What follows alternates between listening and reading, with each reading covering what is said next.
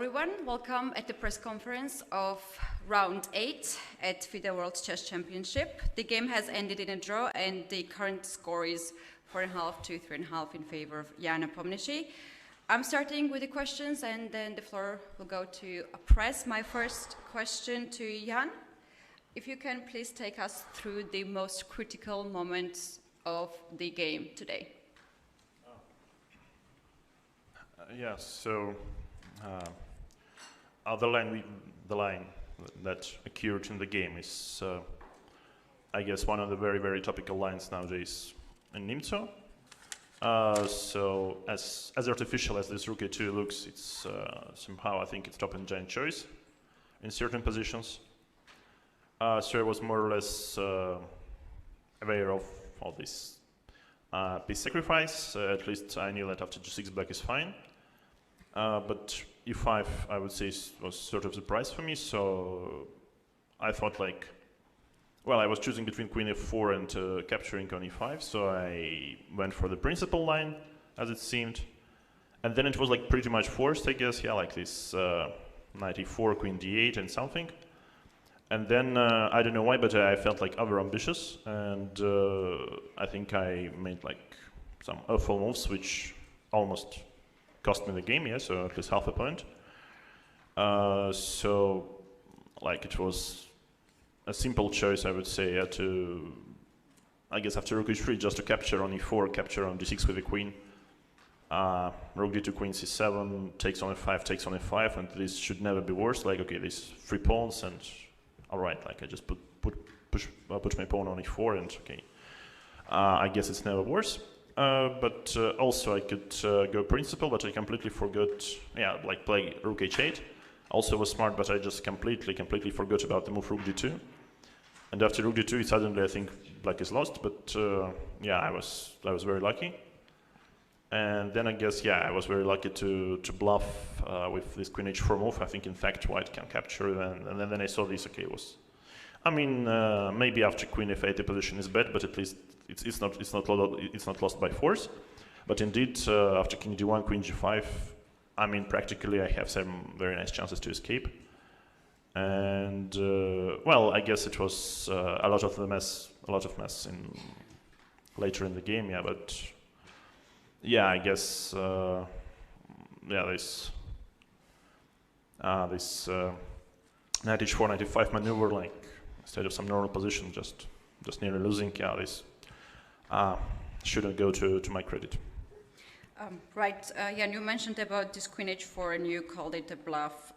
So you surely knew that it was just lost position if Ding would capture the rook on d8. Well, when I played, I thought it's like I'm very smart, but then I found out that the king escapes in some tricky way, yeah, like this, like rook, queen e4, rook e2, queen b1, king d2, queen b2, king d3, queen b1, rook c2. And here queen d1, I thought it's a draw, but no, it's king e4 here, queen c2, bishop d3, which was very hard to spot from distance. And here, yeah, maybe I can go still for something like knight g3 check, but yeah, I guess it's over. Yeah, so yeah, that was a very lucky moment. Thank you very much. Ding, I would like to ask the question about this moment too, when Jan played queen to h4. Obviously, you were considered to take the rook on d8, but then in the end you decided not to. Can you please tell us what was the reason why you decided so? Well, I briefly checked the line, but I just stopped. I think at maybe queen e1, queen b1, rook c2, I didn't calculate any further. So I just stopped there, maybe because my time is not so much, considering yesterday's lost, so I want to play quickly in time trouble. But it's another story.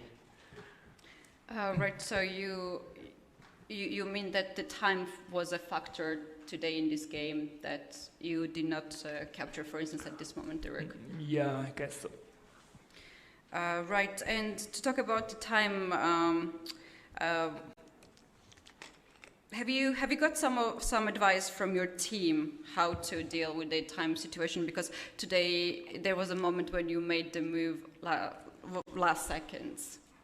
Or perhaps do you think maybe this happens that you have less time on the clock because of the lack of practice in OTB tournaments? Of course, the best way is to play as quickly and as good as possible, but the position after the opening is very, very unclear, and there are so many options for me, so I have to figure out which was the best way to continue, and it cost me a lot of time. And I think the time spent during the first half of the game was needed, because I guess I played some good moves. Maybe not the best, but at least I was not worse. It's just because I didn't cover the advantage when I have the chance. Mm-hmm. Thank you. Jan, have you considered to, before you captured the bishop on g5, have you considered also c takes d4 move?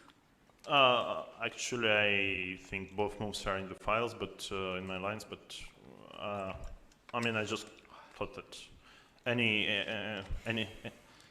move should be good. But I thought it's pretty much forced. So when I come to my room, okay, I'll check if I missed something. I mean, mix it up. But I guess this is just another weird engine line. Yeah, so it's fun to analyze, yeah, but it turned out to be not so fun to play, yeah.